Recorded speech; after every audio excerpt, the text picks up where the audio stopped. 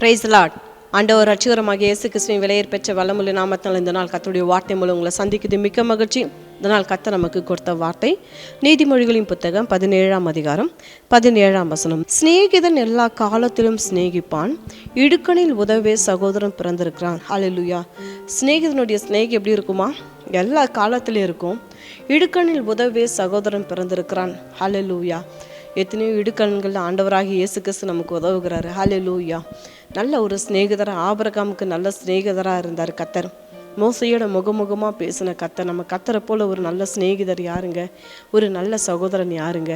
ஹல்லேலூயா. சகோதரன் நமக்கு எப்போதும் உதவுகிறான். துன்ப காலங்களிலும் நெருக்கங்களிலும் இடுக்கண்களிலும் நமக்கு யார் உதவாங்களாம்? சகோதரன் உதவான்னு வேதம் சொல்லுதுங்க. ஹல்லேலூயா. ஹல்லேலூயா. இடுக்கணில் உதவுவதற்கு தான் உடன் பிறந்தவர்கள் கர்த்தர் நமக்கு வைத்திருக்கார். உடன் பிறந்தவர்கள்.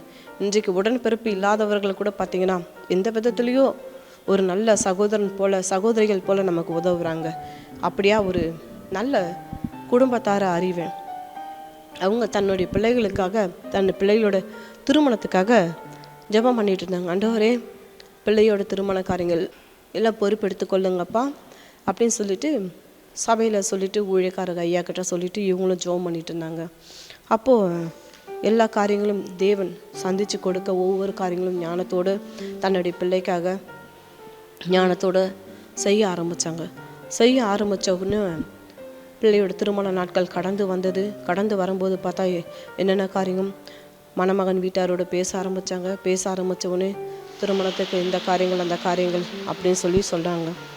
நாளைக்கு திருமணம் என்னென்னு மணமகன் வீட்டார் கூப்பிட்டு பிள்ளையோட காரியங்கள் திருமணத்துக்கு அவங்க சில காரியங்கள் பேசும்போது சொன்னாங்க, எங்களுக்கு ஸ்ட்ரெயிட்டாக நம்ம என்கேஜ்மெண்ட்டு ரிங்கு போட்டு மேரேஜ் பண்ண வேண்டாம், ஸ்ட்ரெயிட்டாகவே திருமணத்தை நம்ம நடத்திடலாம் அப்படின்னு சொன்னாங்களாம். ரிங்கு போட்டு மேரேஜ் பண்ண வேண்டாம், அதனால் நீங்கள் திருமணத்தை நம்ம அப்படியே நடத்திடலாம், ரிங்குக்கு பதில் பிள்ளைக்கு நீங்கள் செயின் ரெடி பண்ணிடலாம், பாதி பணம் நாங்கள் கொடுக்குறோம், பாதி பணம் நீங்கள் போடுங்க, திருமண காரியங்கள் 2 பேரும் ஷேர் நம்ம பேசுனது போல் நீங்கள் இது பண்ணிவிடுங்க அப்படின்ட்டு பேச ஆரம்பித்தாங்க. ஒருவருக்கு ஒருவர் 2 பேரும் கர்த்தருடைய பிள்ளைகளாக இருந்தாங்க. என்ன செய்கிறதுன்னு தெரியல. கடைசி நேரம் அப்போ அவங்க நாளைக்கு திருமணம் எப்படி சொல்கிறாங்களேன்னு சொல்லிட்டு அவங்க காத்திருந்தோடனே அந்த குடும்பத்துக்கு ஒரு நெருங்கிய சிநேகிதர் ஒருத்தர் இருந்தாராம். சிநேகிதர் அப்போது அவர் இந்த திருமணத்துக்கு போகிறதுக்கு முன்னாடி, ஆண்டவரே, என் சிநேகிதன் இருக்கிறாரு, சிநேகிதன் ஆவிக்குரிய சகோதரன் கூட எத்தனையோ காரியங்கள் என்னை கர்த்தருக்குள்ளே என்னை வழிநடத்தின ஒரு சகோதரன், ஆவிக்குரிய சிநேகிதர் எத்தனையோ காரியங்களை எனக்கு சொல்லி கொடுத்து கர்த்தர் இடத்துல வழிநடத்துகிறவர், ஆபத்து காலத்தில் எனக்கு எத்தனையோ காரியங்களை உதவுனார். அவரோட பிள்ளையோட திருமணத்துக்கு நான் போகணும், அந்த திருமணத்துக்கு நான் அந்த பிள்ளைகளுக்கு என்ன செய்யணும் ஆண்டவர்னு அந்த சகோதரன் ஜெபம் பண்ணும்போது அப்போ கர்த்தர் சொன்னாரா, நான் என்ன கிஃப்ட் வாங்கிட்டு போகணுன்னு சொல்லிட்டு அந்த சகோதரன் ஜெபிச்சுட்டு இருக்கும்போது கர்த்தர் அப்போ அவர் ஒரு காரியத்தை காண்பிச்சாராம். ஒரு செயின் கர்த்தர் அந்த சகோதரனுக்கு காண்பிச்சாராம். ஏன்னு கேட்டிங்கன்னா, அவர் நல்ல ஆஸ்தி உடைய மனுஷனாக இருந்தார். உன்னோட சகோதரன் மகளுக்கு, சிநேகிதன் மகளுக்கு இதை நீ ப்ரெசன்ட் பண்ணு அப்படின்னு கர்த்தர் காண்பிச்சாராம். அவரும் அந்த அன்னைக்கு இரவு கடந்து வந்த உடனே எல்லோரும் சாப்பிட்டாங்க. பேசும்போது மறுநாள் திருமணம். அப்போ அந்த சகோதரன் பேசணுன்னே அப்போது 2 பேரும் பேசிகிட்டு இருந்தாங்க. ஊர்லேருந்து வந்த சகோதரர் கூட இரவு பொழுது பேசிகிட்டு இருக்கும்போது அப்போ சொன்னாராம், திருமண காரியங்கள் இது வரைக்கும் போச்சு, இன்றைக்கி மாப்பிள்ளை வீட்டுக்காரர் கூப்பிட்டு இந்த மாதிரி காரியங்களை ஷேர் பண்ணாங்க அப்படின்னு சொல்லப்போ, அப்போது நீங்கள் கவலைப்படாதீங்க நண்பா, கர்த்தர் நான் உங்களுக்கு ஒரு கிஃப்ட் கொடுக்கணும்னு நான் ரொம்ப நாள் விரும்பினேன். மகளுக்காக நான் ஜெபம் பண்ணும்போது கர்த்தர் எனக்கு ஒரு தங்கச்செயினை தான் கர்த்தர் காண்பித்தார், இதை நான் ப்ரெசன்ட் பண்ணுறேன் அப்படின்னு சொல்லிட்டு அந்த சகோதரன் கொடுத்தாராம். அப்போது அந்த ஆண்டவருக்கு இந்த குடும்பமாக சேர்ந்து அந்த இரவு போது கர்த்தருக்கு நன்றி சொல்லுவாங்க. வேதம் சொல்லுது, சிநேகிதன் எல்லா காலத்திலும் சிநேகிப்பான், இடுக்கணில் உதவிய சகோதரன் பிறந்திருக்கான். அவங்களோட நெருக்கமான சூழ்நிலையில் கூட பாருங்கள், கர்த்தர் எவ்வளோ உண்மை உள்ள தெய்வனாக இருந்து அந்த குடும்பத்தாருக்கு உதவி செஞ்சாங்க. மறுநாள் திருமணம் முடிஞ்சு சில நாட்கள் கடந்தது. அப்போ மாப்பிள்ளை வீட்டுக்கார் இந்த பெண் வீட்டுக்காரோட பேசும்போது வந்து மன்னிப்பு கேட்டாங்க. திடீர்னு இந்த மாதிரி காரியங்கள் எங்களோட சொந்த பந்தங்கள்லாம் கேட்க சொன்னாங்க, பண்ண சொன்னாங்க. ஒரே பொண்ணு தானே வச்சுருக்காங்க, கேட்டா என்ன போனா என்னன்ட்டு.